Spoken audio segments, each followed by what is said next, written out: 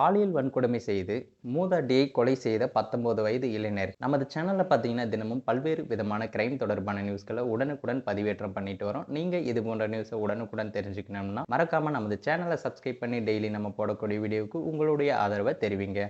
ராணிப்பேட்டை மாவட்டம் ஆற்காடு அடுத்த கீழ் விசாயம் பகுதியைச் சேர்ந்தவர் மூதாட்டி. இவங்களுக்கு பார்த்தீங்கன்னா 80 வயது ஆகுது. இவரோட மகன் பார்த்தீங்கன்னா சிவகுமார் கொரோனா காலகட்டத்தில் உயிரிழந்த நிலையில் சுசீலா தனது மருமகளுடன் சேர்ந்து மாந்தோப்பு வீட்டில் தனியாக வசித்து வந்திருக்காங்க. இருவரும் இணைந்து தங்களது மாந்தோப்பில் செங்கல் சூளை வைத்து நடத்தி வந்திருக்காங்க.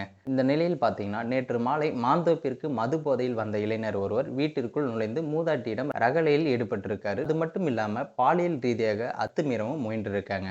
இதனால் அதிர்ந்து போன மூதாட்டி தப்பிக்க முயன்று தரையில் விழுந்திருக்காரு.